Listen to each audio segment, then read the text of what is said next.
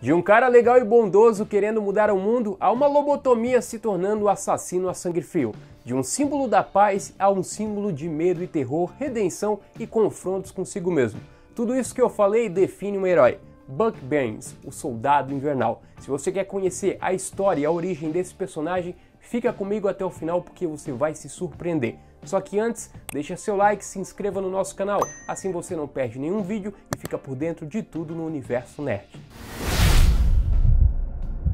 Criado por Joe Simon e Jack Kirby, ele teve sua primeira aparição em Capitão América 1 lá de 1941. James Buckhurst Barnes, ele nasceu em 1925. Seu pai acabou morrendo em um campo de treinamento um pouco antes da Segunda Guerra Mundial. Depois disso, eles trouxeram ele para o acampamento para que ele meio se tornasse ali um mascote daquele lugar. E claro, para todo mundo ficar de olho nele.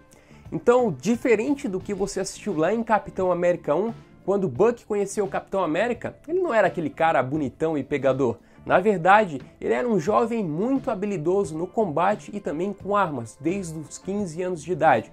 E foi ali que ele conheceu o Capitão, no campo de treinamento. Ele chegou até mesmo a descobrir a sua verdadeira identidade. Naquele momento começou uma bela amizade entre os dois. O personagem acabou também se transformando em um dos maiores sidekicks antigos da Marvel. A amizade dos dois foi crescendo e com a guerra ele se juntou ao Capitão em várias missões. E como todo mundo já sabe, o Capitão é o símbolo americano da paz, mas em algumas dessas grandes missões, o próprio Steve Rogers, para não sujar as mãos, o Buck Barnes ele fazia todo o trabalho sujo. Isso se é que você me entende. E essa parceria, galera, durou até 1945, quando os dois foram confrontar um dos maiores vilões da história do Capitão América, ele mesmo, o Barão Zemo. Se você quiser saber tudo sobre esse vilão, a gente tem um vídeo aqui no canal. É só clicar no card que vai aparecer aqui em cima. Enfim, nesse grande confronto, o Capitão e o Buck eles foram capturados e amarrados em um avião. Esse avião acaba explodindo, o Capitão América acaba caindo no mar e ficando congelado por anos. Já o Buck, tudo indicava a morte do grande braço direito do Capitão. O personagem Buck acabou ficando esquecido por alguns anos e serviu como crescimento e construção para o próprio Capitão América, assim como, por exemplo, o tio Ben e a Gwen Stacy serviu para o Homem-Aranha e até mesmo o Jonathan Kent serviu para o Superman. Mas lá em 2005 trouxeram ele de volta, já que os quadrinhos do Capitão estavam em baixa. Ali é revelado que, quando seu corpo caiu no mar, ele acabou perdendo seus braços, assim ele foi capturado por alguns submarinos, foi onde ele acabou parando nas mãos da Hydra. E o que ela quis fazer com ele? Óbvio, eles pensaram, vamos fazer uma espécie de lobotomia criando novas memórias nele. Colocaram então um braço mecânico no garoto e tornaram ele em um dos maiores assassinos da história. Ali ele se transformou em Soldado Invernal. E ele realmente se transformou em uma máquina da morte e era usada como ferramenta. E quando não estava nas missões, eles pegavam e congelavam ele para preservar seu corpo e também preservar o anti-envelhecimento.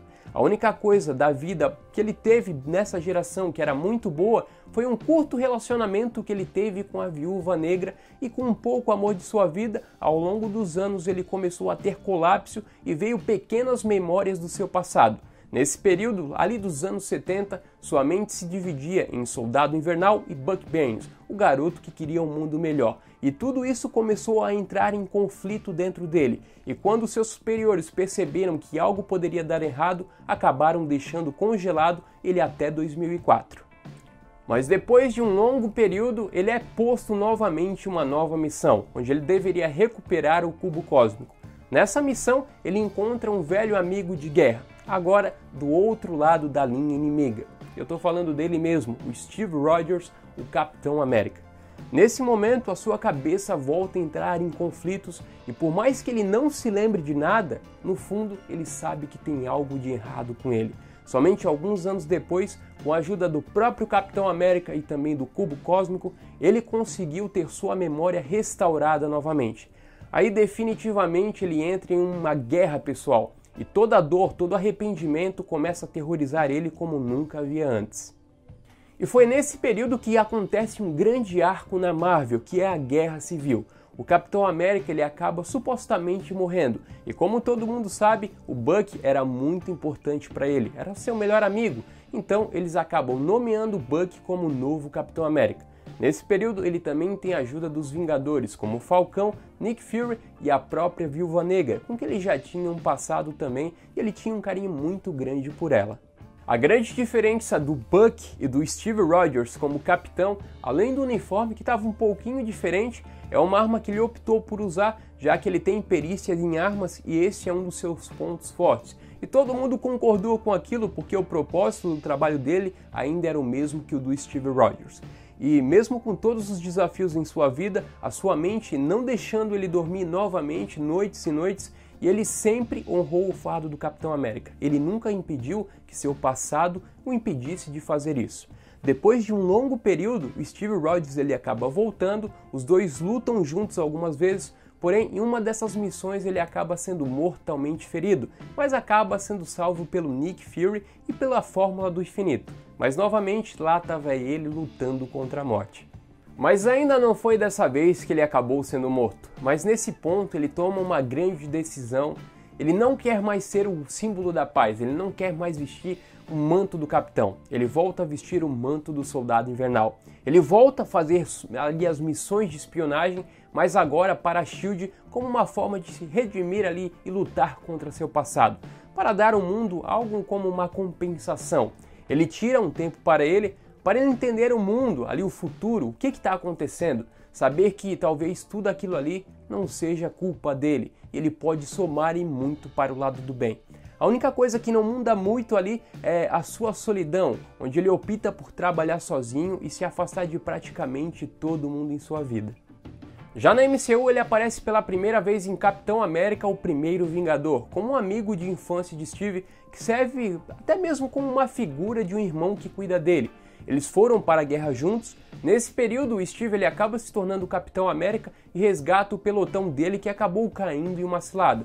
Claro que não demorou muito para os dois estarem fazendo missões juntos, e depois de algumas missões ele acaba caindo de um trem. Nesse ponto ele é pego pela Hydra e ele é transformado em um assassino, o Soldado Invernal, que acabou matando os pais do Tony Stark em uma de suas missões.